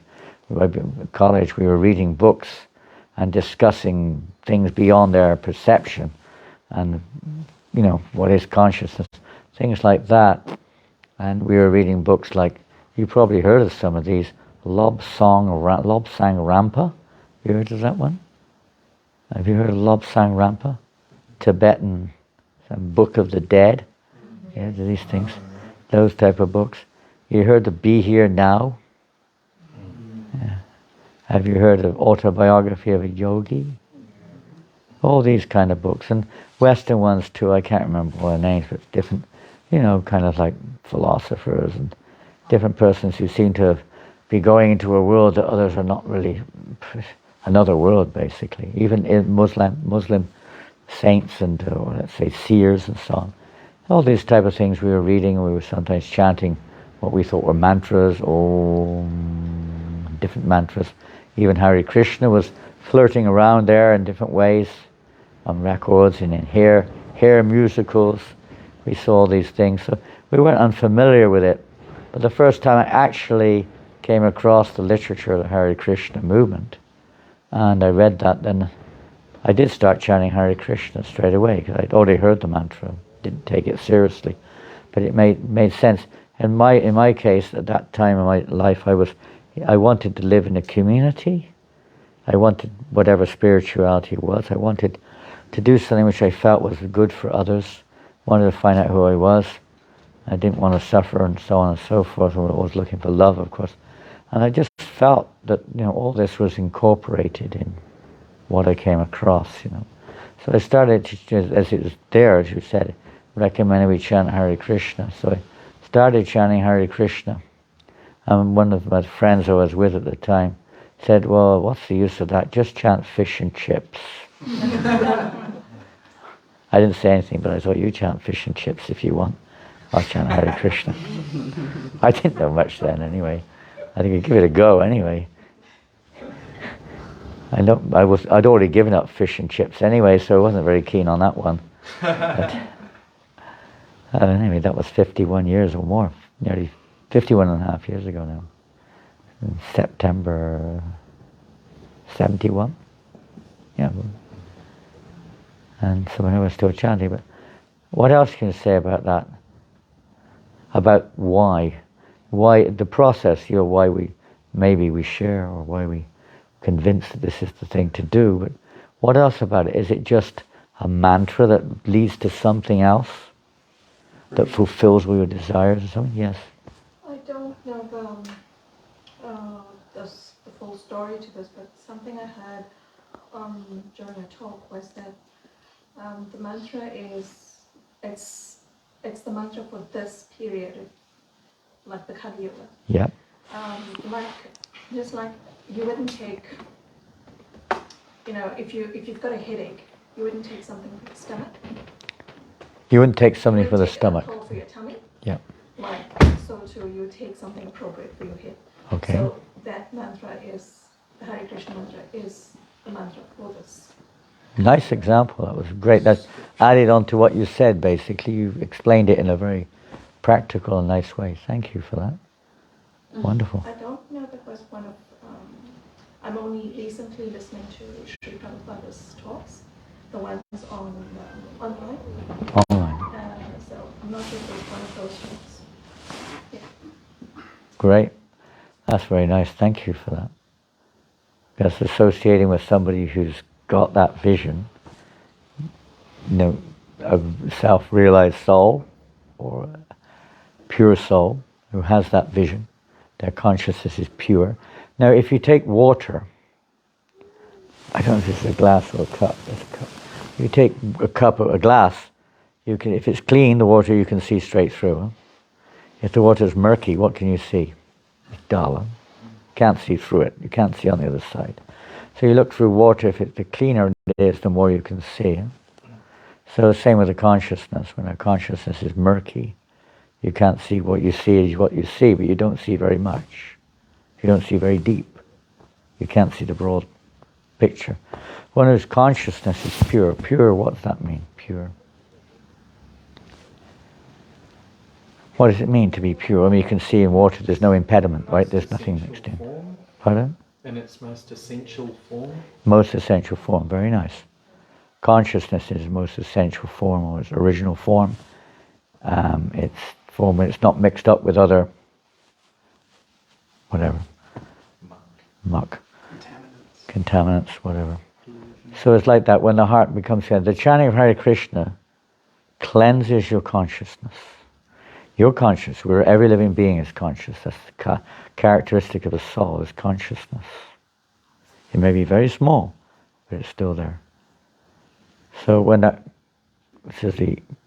consciousness becomes clarified, so we can see clearer and clearer and clearer. It's not that it's not already there, we just can't see it because the consciousness is full up with other stuff. As you said earlier on, different goals, different things, this, that, all kind of like, blocking who we are, practically. So as the consciousness becomes clarified. Yeah. I would say that it requires commitment.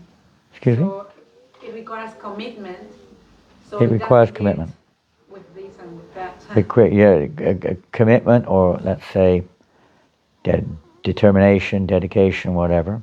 There's another way, is by fortunate association. If one's in a circle, just like we're born in a family, in that family a lot of what we pick up is brought about by what we hear or what we see in that association. So it's meant to be in human society facility also to, let's say, make that more accessible to everyone in human life.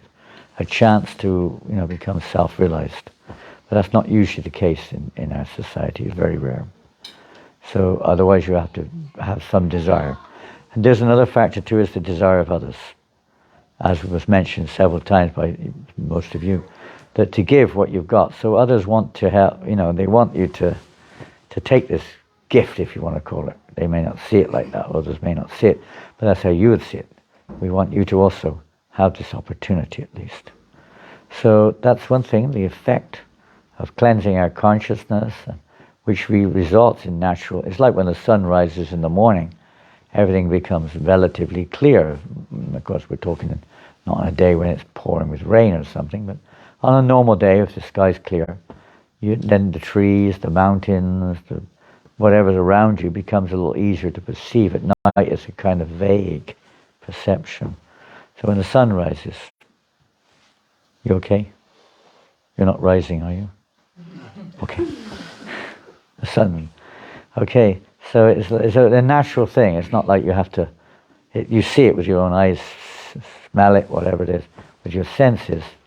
So similarly in spiritual life, as the heart becomes cleansed, things just fall into place, fall into harmony, basically.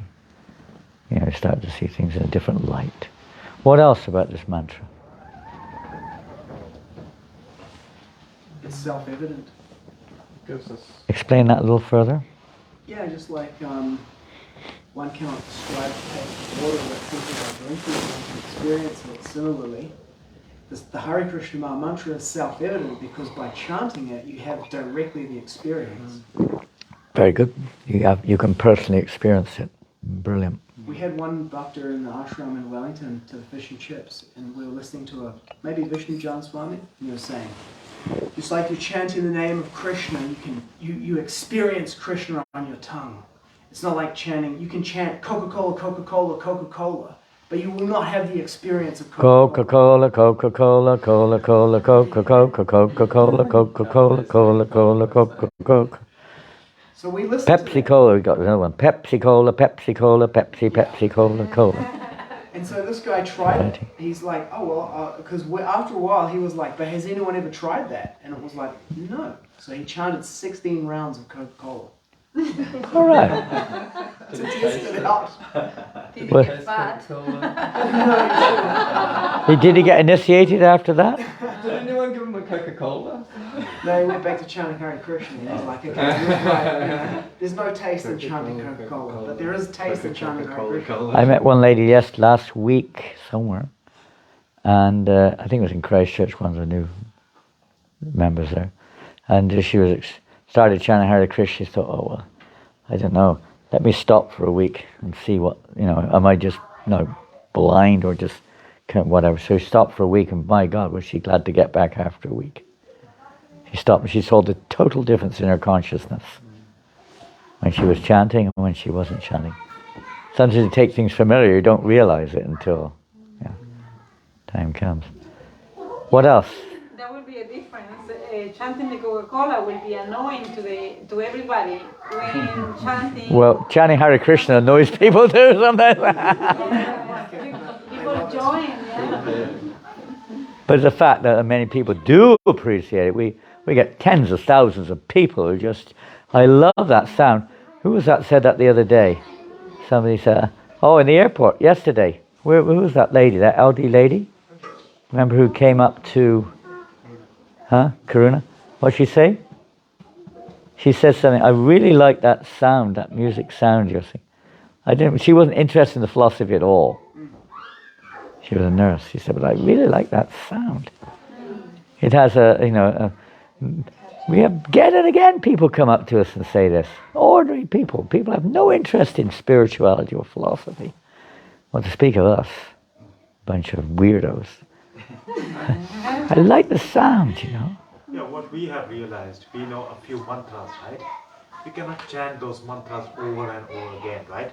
When we started chanting Hare Krishna, you go on and on. You don't want to stop. You don't want to stop.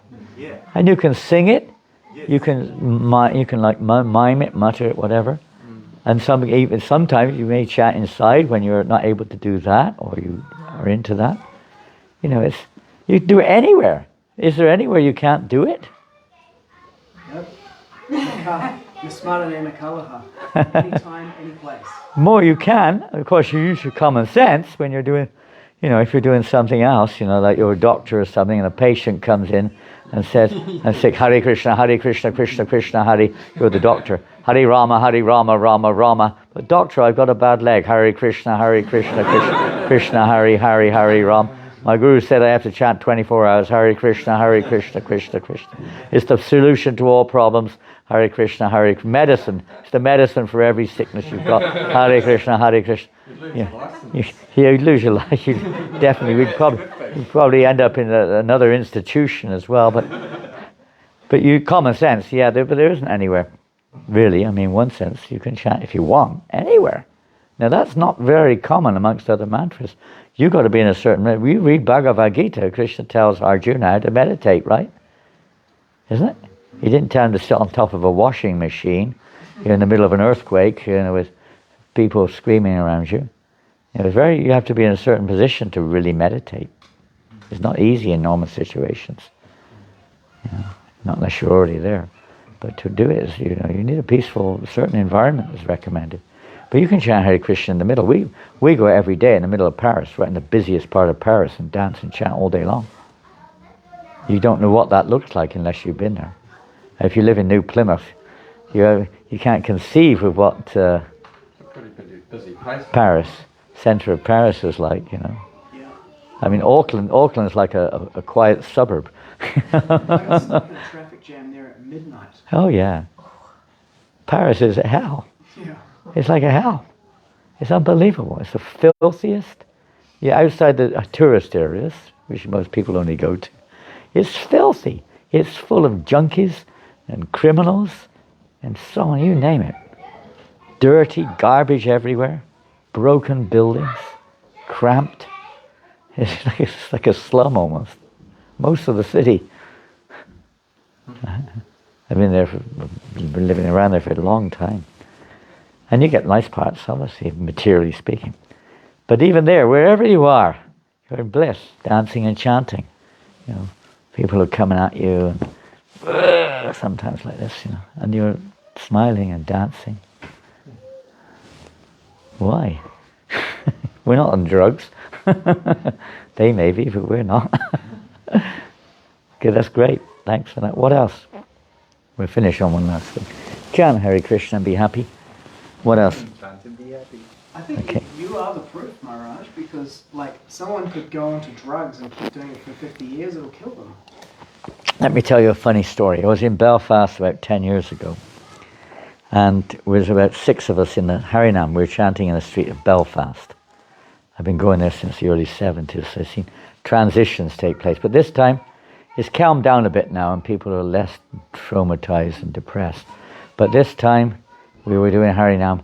Every one of us was over 60. every one of our party. There was no one under 60, right? Maybe one out of 6 of us, all old people. And we're dancing and chanting up the main street. We came to the town hall. There was a group of about 50 emos, if you know what emos are. You know what emos are? Still around, huh? I don't know. Wearing black and Yeah, the young, mostly teenage kids, mostly. They're not yet initiated as goths, they're emos. So there are about 50 of them there, and they're all hanging around the town hall area, you know. And I said, let's cross the road and go and join those guys. So we went straight across the road there. We were dancing and singing like anything. And many of them just came and, hey, joining in, you know, grabbing me, spinning around, you know, these young kids, you know. We went on for about 40 minutes like this, you know. And they were all like, they were wiped out, these guys, you know, these young kids. And one of them came up to me, he just embraced me like this. He said, hey man, what are you guys on?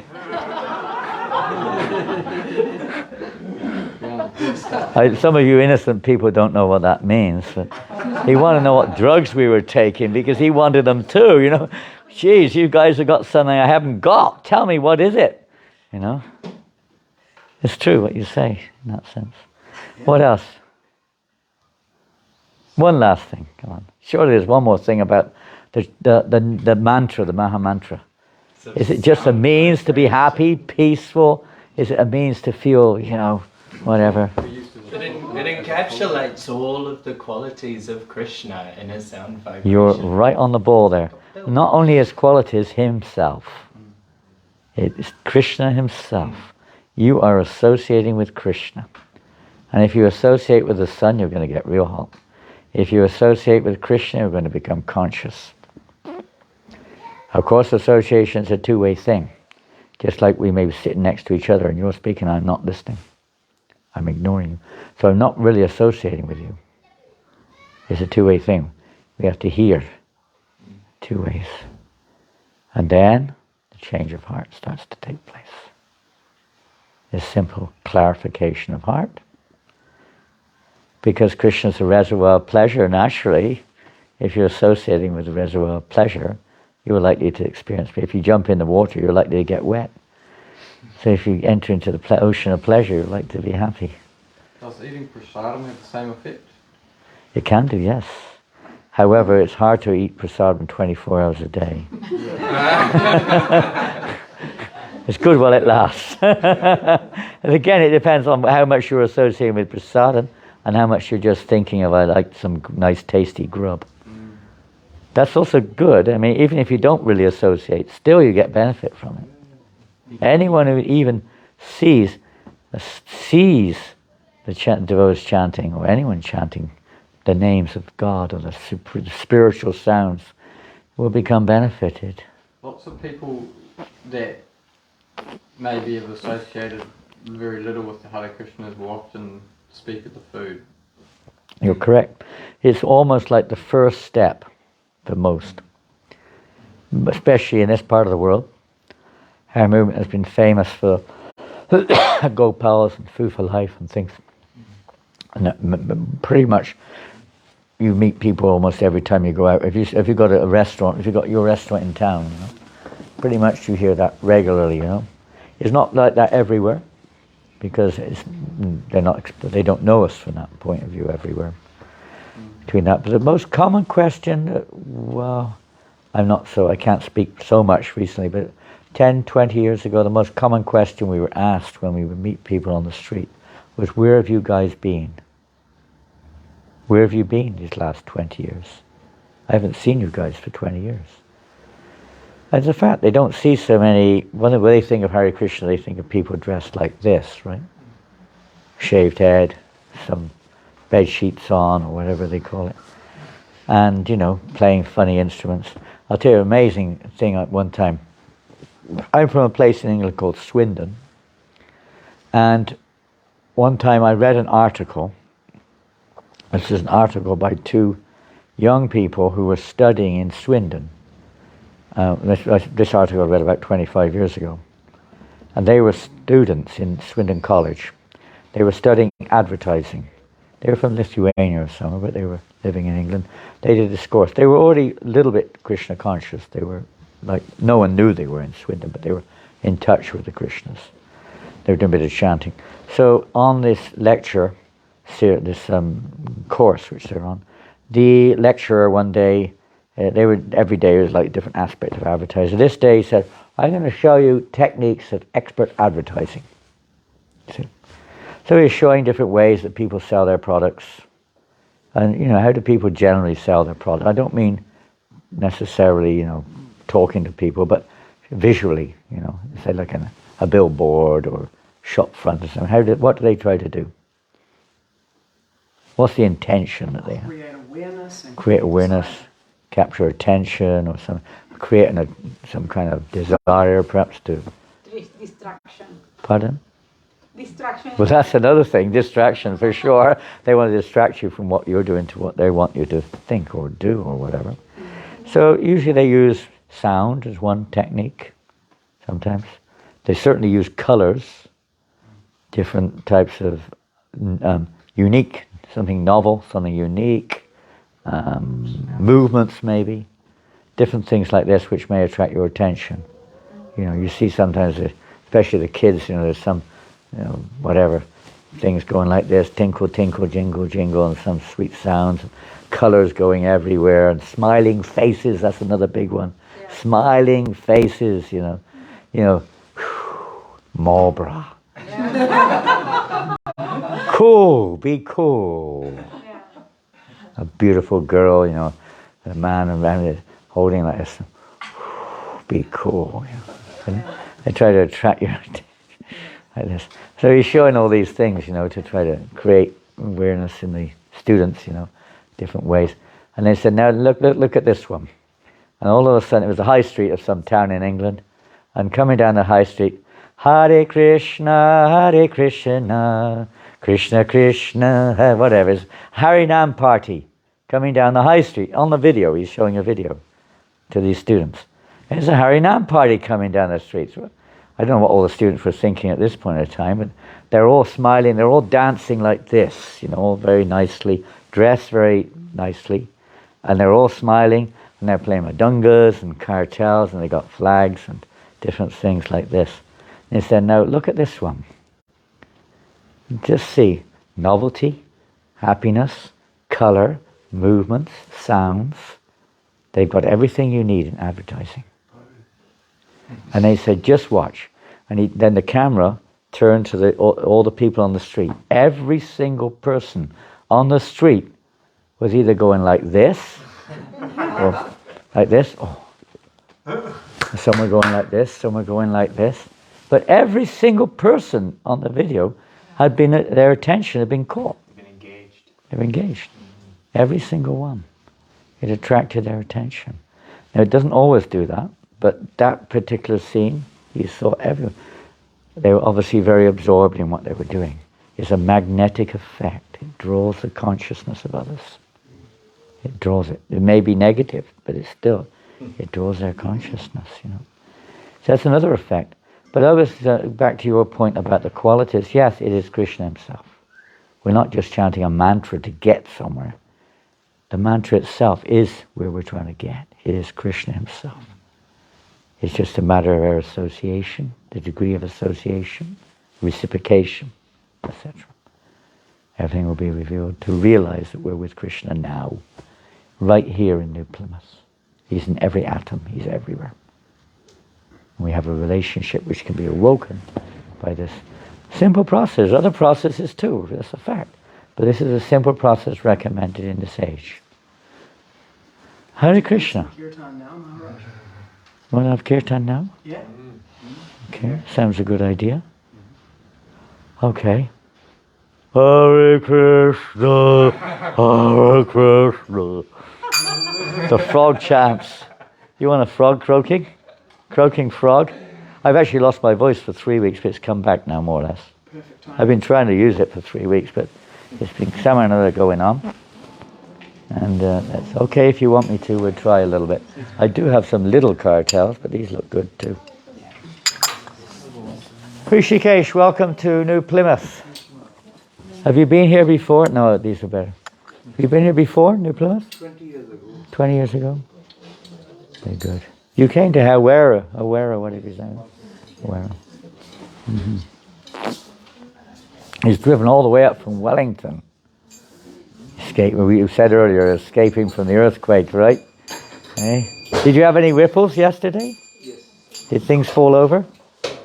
You were okay in your apartment. Some places things fell off. A little bit of damage, not much. I heard the government house had a bit of damage, isn't it? Yeah. That'll satisfy some of our members here. The government house had some damage yesterday from the earthquake. As long as they chant Hare Krishna, I'm happy. You don't mind, okay? One day it will come.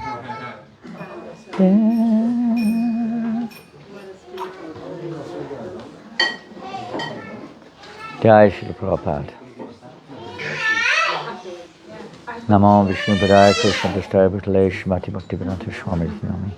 Namaste Saraswati Deve Gauravani Chami. What, do you want to have a standing kirtan or sitting? Or both?